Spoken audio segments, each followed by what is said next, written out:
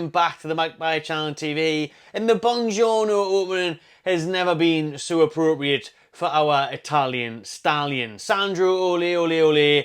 Yes, yes, yes. Some fantastic, bellissimo news to bring you this afternoon is finally there's been some common sense around his ban as the FA have reviewed it and there will be no further action. Obviously, a couple of months ago now, maybe not even that, it was coming out that, there might be an extended ban, the FA are still investigating it, we might see him missing out until October, November time. Now, he has been given a 2-month suspended ban, but he will still be ready and available for the Toon come the end of August. So great, great news there. I'm going to put the old specs on and read the official statement from the club and then look at some other stuff that's came out about the bets that Sandro has placed whilst playing for Newcastle United. So let's have a look now. Just half an hour ago, Newcastle United midfielder Sandro Tonali has been given a suspended 2-month ban from competitive football by an independent regulatory commission after self-declaring the FA betting rules breaches. So this is what's really helped Sandro, by the way. He's been very open, very honest about what he's done from the get-go. That's really helped him out here, because if he had have maybe withheld information, disclosed certain bets, it could have came back to bite him on the old Italian bum cheeks. But thankfully, he has been letting everyone know, and he has been very coherent in this investigation throughout. He's also been fined £20,000 and warned by the FA as to his future conduct. The banning period is fully suspended for the duration of the 24-25 season, meaning he will be available to return to competitive football upon the conclusion of the existing 10-month ban that he is currently serving, that was sanctioned by the Italian Football Federation,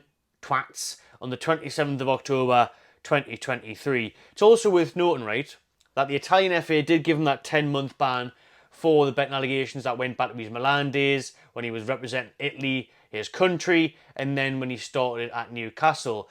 It came out that if this was done by the English FA, he would have only been banned for 0 to 6 months. So probably 4 or 5 months he would have got banned if this was done by the English FA. So unfortunately for us, the Italians caught him first, and the Italians were the one that punished him for what he did over there in Serie A. So they were a bit stricter and a bit harsher than what English FA would have been.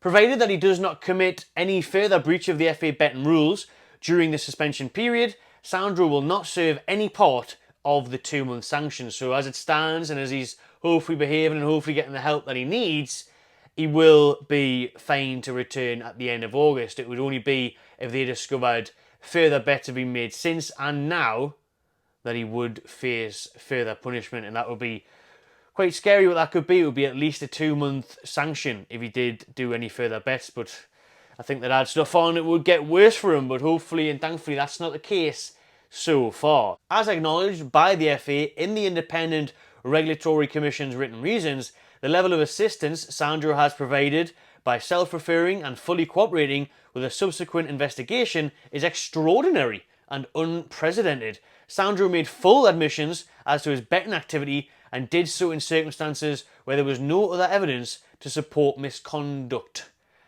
in those proceedings. So, like I said at the start of the video, well done to Sandro for just being so upfront and fully cooperating, because it's massively helped him in the end. Because, like I said, if he tried to hold back things and be like, yeah, I was betting at Milan, but not so much now, or I played one bet on Newcastle, but that was it.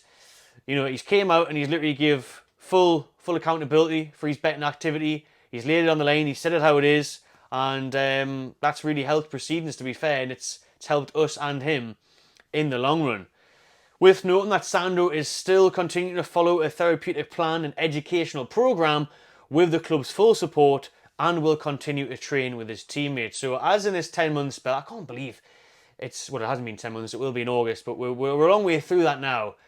Yes, the season's felt so long, but at the same time, this is flown by, and you kind of forget that Sandro existed.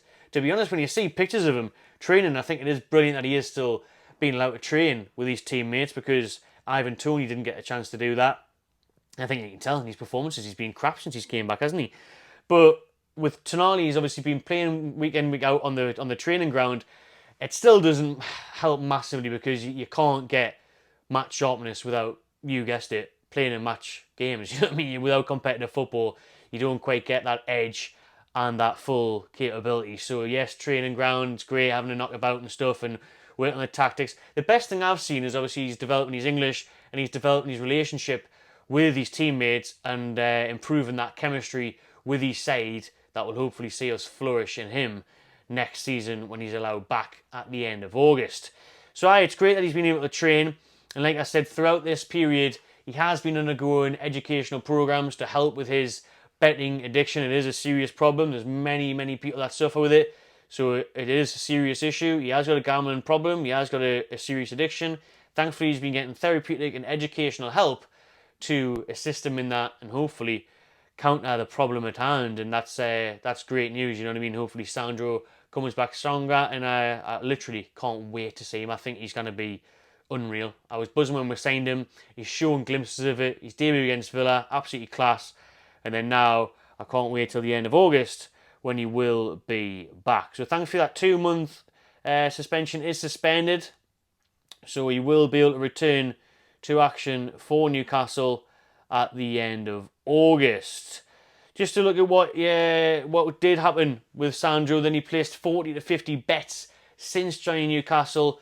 4 of those bets were all for Newcastle to win. So thankfully Sandro didn't go against his own team, which would have been bad crack. But he did bet on the boys at least. You know, he backed the boys at least. So at least he was, betting on Newcastle to win, because it would obviously be very dodgy and very suspect if he was betting against us. Then he could have these conspiracies that he was throwing the game away, whatever, or trying to make an influence in that decision.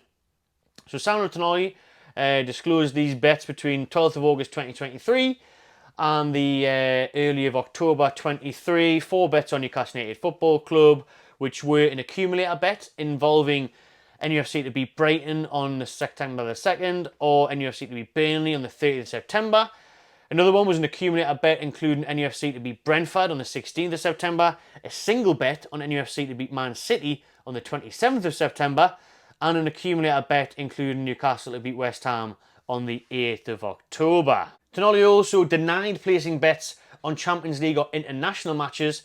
The FA said they would have had no case against Tonali and he would have no case to answer had he not voluntarily and proactively disclosed the extent of his breaches at the earliest possibility. The FA credit Tonali for self-reporting the breaches and the players' own admissions. So, again, very honest by Sandro, and it's very good news for him and Eddie Howe that he still can return and he's not getting that extra ban added on. So he will be free to return to action on August 27th, as long as he doesn't commit a further breach. So there we have it, people. There's some great news on this Thursday afternoon for Sandro Tonali. Yes, it's been a devastating miss throughout this campaign, especially with all our injuries, missing our £55 million signing. But these things unfortunately happen. Well, they rarely do, to be honest. But Newcastle's luck, and this is how it's played out. Listen, it's done now. We're only a few games left of this season, and then starting fresh, can Sandro return end of August, August 27th, to feature again in black and white, and hopefully he is back better than ever. I can't wait for it. That midfield, hopefully we're all still together. Joelinton's just signed a new deal. If Bruno stays, Tonali, Bruno, Joelinton, we are back. We are back, baby. And the Premier League isn't ready. I'm telling you, Sandro is going to be an absolute star. He's a baller. Can't wait to see it. Just watching, people. Drop your comments below what you've made of this video. Remember, tomorrow there is a new video on the channel. I'll be doing a live video every Friday now at noon. So we're going to be going over Eddie Howe's press conference and the match preview for the upcoming weekend. I normally do that as a video edited and stuff up in the evening on the Friday. But I just feel like we're going to do it live now, see how that works. Get you involved in the chat as well. So make sure you tune in, get involved in the live comments.